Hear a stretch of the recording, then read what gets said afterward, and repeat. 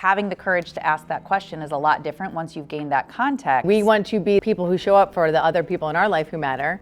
You've got to immerse yourself in it. You've got to put yourself into the situation and live it just like you would a new language as you're going through it. Oftentimes in our personal life where we don't get hung up when people say no, when they say it to us professionally, we feel personally rejected when there's a no in our professional life. This conference today, anyone in a sales role could have come to and found something to connect with. The enemy of yes is not no, the enemy of yes is maybe. And so when we are able to speak directly to the subconscious brain, we're able to help people make decisions more efficiently. Some language gives me an opportunity to really be proactive in some of the conversations that I plan to have, and just practicing them in everyday conversations makes it so much more natural that it doesn't feel salesy or phony. It just allows me to be my true, authentic self in having some of these conversations. When you say, I'm not sure if it's for you, it immediately ignites their FOMO. There's so much to take in, so you really have to continuously do it.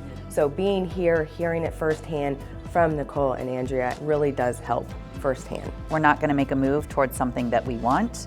We're going to make a move away from something that we don't want. If there's one thing that I would suggest anybody invest in, that's learning how to communicate better. It has so much more to do with actually caring about the person and actually getting to what their desires are, because a lot of people are also uncertain and unsure themselves. Diving deep on what they want and their desires and their fears and all of that, and whether or not the answer is yes or no, just getting them to that decision. Part of what you're going to have to do in staying curious with them is find out what isn't working and kind of dig into that pain. It's a lot clearer path, which guides people to be very, very intentional with, here's exactly what you say, not necessarily when or how, but you've got the words. What Nicole and Andrea have been saying is, this is not talking to someone, this is talking with them.